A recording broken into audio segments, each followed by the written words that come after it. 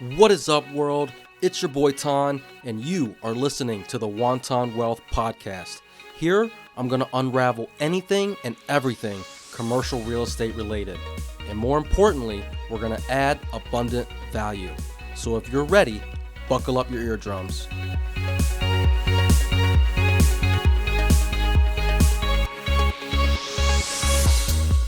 All right, welcome back, people. Today I have a badass guest for you, Leo Young. If you're in the podcast world, I'm sure you've heard one of his podcasts here and there. He's been on Best Ever, a couple other big ones. Today he's on Wonton Wealth. Lucky us. And Leo comes with a very, very vast background. Operates Cornell Communities, if I got that right. But outside of that, Leo, why don't you take it away? Give us a brief background on who you are and what you're doing now. Yeah, thanks, Tan. Excited to be on here and just share my wisdom. Hopefully help someone shortcut their growth a little bit. So, my name is Leo Young. I'm founder and managing partner of Cornell Communities. We are an owner operator of mobile home parks and RV parks across the U.S. We're in a few different states. I think 8 different states right now. Around 600 units under management. For those that care, right? But for us, like we're building out a team. We're vertically integrated. We've kind of hit a stride at delivering good and consistent investor returns and actually improving the communities that we operate in. So having a lot of fun, learning a lot, and hope to give back to. Love that. Well, only the multifamily guys really care about the unit counts. Every time I go to a conference, it's how many units do you have? How many, all this, all that. I'm like, dude, I don't even Yeah, know, man. yeah. I know how many roofs I got.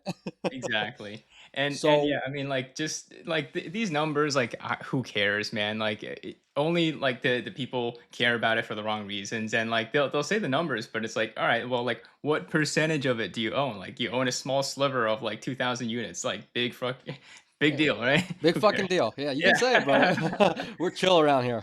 Yeah. So, why mobile home parks versus an RV, obviously, versus any other asset that's out there? It was kind of by luck that I stumbled upon this. Um, I was in real estate at the time. I've been in real estate for closing on a decade now. I started as a limited partner, so like a passive investor. Got really into it, became a broker, then worked at a real estate fund for some time. And then I had a mutual friend kind of sit me down one day. He wanted to start up his own shop. He was working at another big investment firm doing mobile home parks because they're like, man, this is recession resilient. This is like the lowest cost form of housing. There's like durable demand and it's a simple business model. So I think that the numbers made a lot of sense. And then also there was the angle of kind of social impact of actually like providing affordable housing, maintaining it, and being a good steward of it. Because it's super tough, to just please everyone at the same time, right? Like you want to increase the budget to actually put money back into the property. You want to take care of the residents by not just jacking up rents just to do it. So it's kind of like that fine line. So being able to be in the space and like give my own flavor, that meant a lot. Because for me, just as a person, impact matters a lot. I was working at Tesla before this, or earlier on in my career. So the impact and mission focus means a lot to me. Love that. Now, you mentioned you're in a few different states. Are you kind of concentrated in like the Midwest, Southeast, or are they kind of just spread out all over the place? Yeah, I would say Midwest and Southeast. We have some assets in the tri-state area because I'm based in New York. Although it's tough as an operator, to run a business here. I mean, commercial real estate is a business, and when you are in the business of providing affordable housing, it's tough when there's like all these like regulations that kind of change your business plan. So we're kind of focusing more on the Southeast and the Midwest now. Okay. So, with you being in New York, how are you managing all of these assets that are out of state? Yeah, great question. So, as far as how we operate the business, I think we're very fortunate to be in this space where it's very playbook driven. So, it's very process driven. Like, you have to manage people on site. So, in our communities, we have an on site manager who reports up to our property manager, who reports up to our asset manager, who reports up to the principals and partners, so us. So, there's some degree of on-site presence at all times. We know what's going on. And at the same time, too, it's not like we have to run a big payroll like, in multifamily, like you need leasing staff, you need a greeter, like a receptionist or like a maintenance guy, a live-in super or something. It's not like we have to run huge complex operations like that. So it's relatively simple, so that we can just keep everything centralized. Okay, that's great. So, what does your buy box look like? Like size of the mobile home parks? Like, is there a region that you love? Give me all the nuts and bolts. Yeah. So, you know, buy box has been relatively the same throughout the years. I mean, I will say one thing is that the mobile home park market has changed a lot, because there's just a lot of new entrants in the market. I would say our sweet spot really is between 1 and 7 million for the property size, because it's big enough for us to put in our sort of infrastructure, our staff, right? For it to make sense, but then it's also not too big that these institutions they just outbid us all day because they have cheaper cost of capital. So for us, we kind of target a few different areas, and we generally like city utilities instead of private utilities because it takes a lot of compliance work and a lot of nuance to manage these projects. But as I was saying earlier, as there's more and more buyers coming in, we've kind of had to stretch our buy box a little bit. Whereas before we didn't really like to look at private utilities, now we're looking at it. Now we're trying to see like, okay, like, how do we make something work? And that's just kind of the evolution of the industry. There's just like so many people wanting to get in now. Well, I mean, when one guy on Bigger Pockets starts talking about it, everybody starts navigating towards it, right? Right. And on top of that, if you're in multifamily and it's it's a bloodbath out there, pretty much. So you got to find a different way to find yield for you and your investors. And mobile home parks, from my perspective, it is the most. It looks the most like multifamily, Yes. just slightly different, right? Yeah. Now, with the properties that you're looking at or the ones that you already have, are they more tenant owned or park owned homes? They're mostly tenant-owned homes. That's kind of the model that we like, for a number of reasons. And one of them is that for us, it takes the burden of maintenance off of our hands. The tenant they kind of manage their own home. On the tenant side, it's actually their home that they'll take better care of. And then for us, it reduces our maintenance costs, also insurance costs, and also increases our valuation of the property because we're not spending the money on repairing and all these things. Um, so yeah, for the residents, they like it. They could build equity into the home over time because we're putting in big capex dollars. We're investing into the property, making it a more desirable community to live in. So it just gets more, like more people want to come in and they place the value higher. Love that. Are you running into any? Because the conception or the misconception, I should say, around mobile home parks is that you're in the ghetto, you're in the hood, and you have clientele that's obviously lower income, but you also have that same clientele are kind of like the worst of the residents that would rent from anybody. Yeah. So have you had any actually fix that misconception for us and let us know how you if you have any stories like that, how you kind of Yeah. navigate that? I think it largely depends on the individual asset and the individual markets itself because I mean, of course, there's the places that are like, 8 Mile or like Trailer Park Boys or something.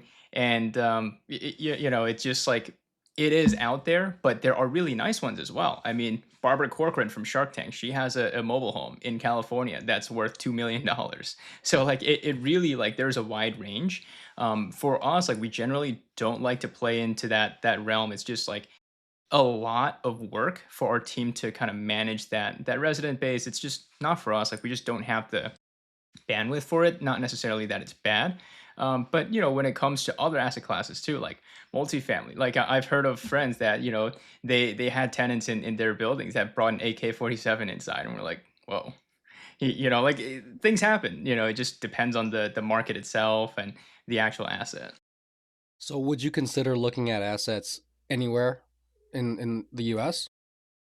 Generally, yes. But just with a more focus on more business friendly states, which generally aligns with more red states instead of blue states. I think while they mean well, a lot of politicians like they want to serve their people and like put in regulations, but like the economy doesn't work in a vacuum, and constricting like one flow of money, it just like makes the business harder. Like eventually it comes back, and like you see this across the board too. Like there's capital flying out of blue states into red states. I mean, Starbucks, right? They just moved their headquarters from Seattle to Tennessee. I mean, it's been in Seattle since inception, like 50 plus years ago. Now they're moving to Tennessee. It's kind of crazy. And that's just like a bigger trend that we see. I mean, I'm with you, brother. I don't even look at properties that are in blue states because they're, not business friendly, right? For example, Illinois, I have properties in Indianapolis or Indy, Maryville, one in particular, which is 30 minutes right outside of Illinois, Mhm. or Chicago, I should say. And I don't even look at Chicago properties because it's just not business friendly and not landlord friendly. Yeah. So Yeah. for your deals right now, what does your deal flow look like, or where are you finding your deals? Hmm. So it's a mixture of brokers and wholesalers, and then also direct outreach. So we're decently well known in the space. So like we get a lot of deal flow from brokers and people that we worked with in the past. So we get a decent amount from there, and then also we've kind of had to take matters into our own hands because some of the valuations that these assets have been transacting at is just ones that we're not like super comfortable with, because we want to be a good steward of our investors capital, so like we want to put together like realistic business plans we know we can operate. So we kind of just needed to find our own deals, so developing that kind of direct to seller outreach and just like doing the painful kind of like unscalable thing, to bring better quality opportunities to our investors. Well, you say wholesalers, and I'm intrigued by that because I've not had one good wholesaler bring me a commercial deal. I don't know why. I mean, but I'm also doing the direct mail piece too, so I can understand it from two perspectives. One being the data, and two, these wholesalers probably don't know how to underwrite a commercial deal. And and I look at office, industrial, retail, so it's a good hodgepodge of Yeah. commercial properties. Yep. But so you mentioned sourcing the deals yourself. Where for mobile home parks are you finding the best data? And two, what does your direct mail outreach look like?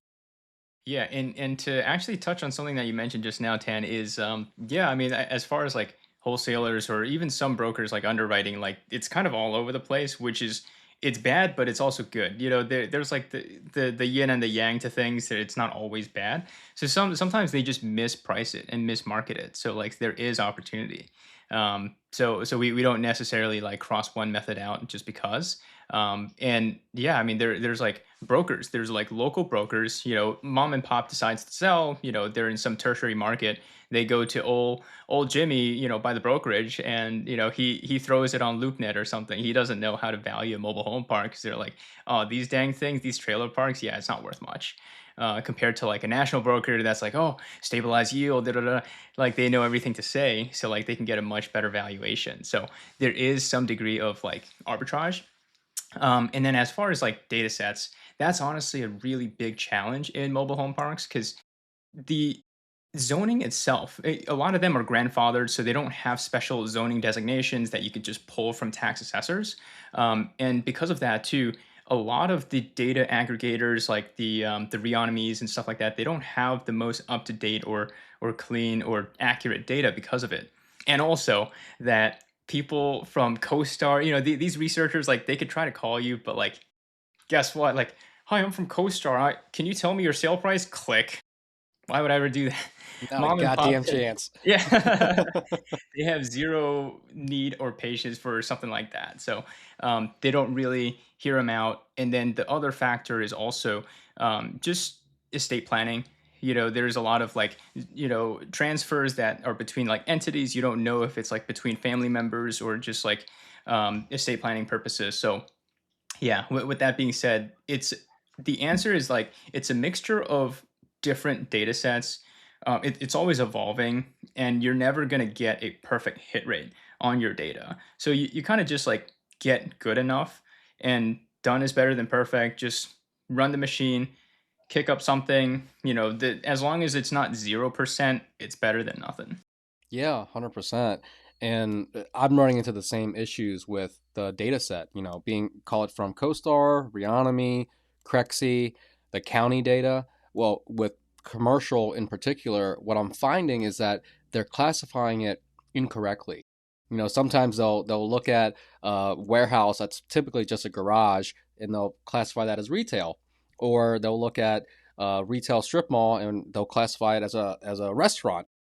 So you kind of have to do some manual labor in order to find out which asset class you truly want, and it's kind of monotonous. It takes a lot of time there. So and some of these other data sets I find some are hit or miss, like you mentioned, but the direct mail piece, the direct outreach, are you just sending them a postcard, a letter, or cold call? What's that look like? Yeah, I mean, it's really a bit of everything.